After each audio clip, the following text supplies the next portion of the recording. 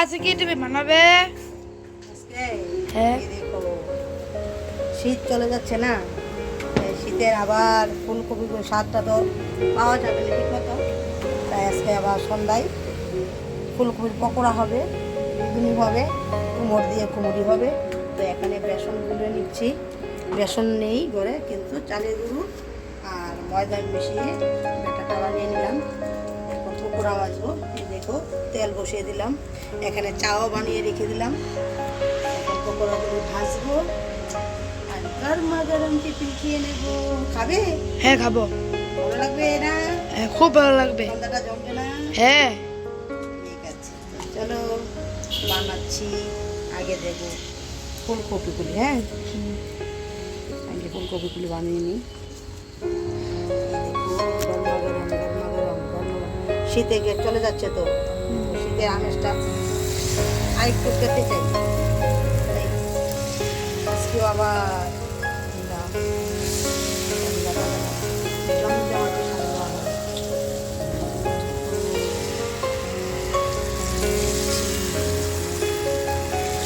ভালো হবে না আমরা চাটা খাবো।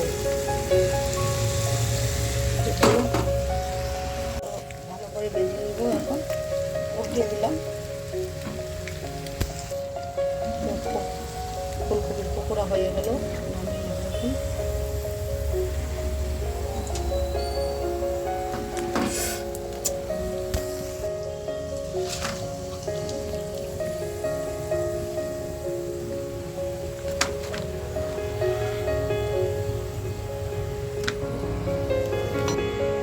আবার দেবো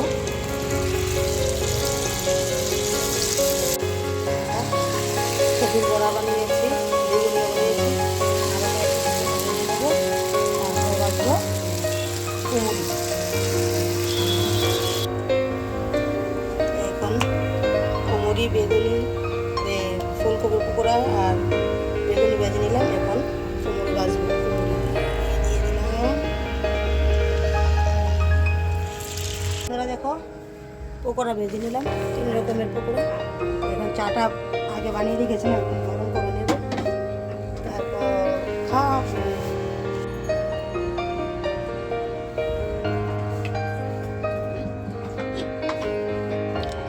দেখো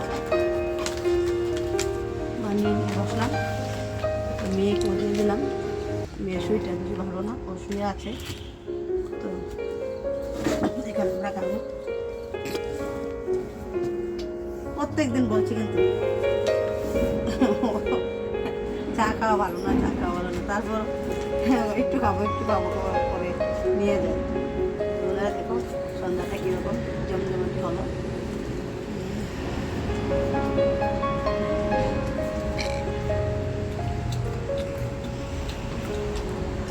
যখন বাজার দিয়ে যাই না, আর যখন ফাস্টফুডের দোকানগুলি যেখানেগুলি বাজে, মনে হয় যেন এখনই দাঁড়িয়ে থাকি।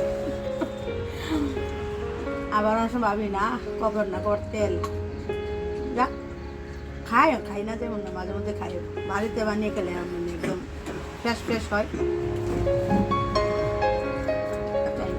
ভাবলাম না সবাই মিলে খাবো, বাড়িতে বানালে সবাই মিলে খাওয়া যায়, বানিয়ে নিলাম। মাঝে মধ্যে খেতে হয়, আর সবাই মিলে খাওয়াটা আনন্দটা আলাদা।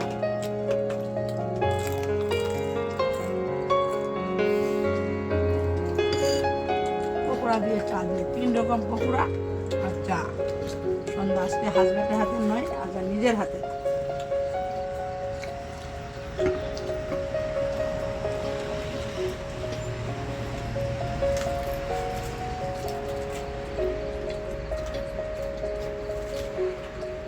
ফুলকপি পকোড়া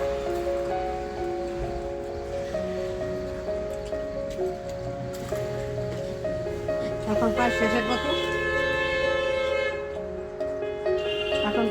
পথে, কপি শীতের সিজন শেষ হয়ে যাচ্ছে, তো ভাবলাম না শীতের আমের আবার নেওয়া যায়,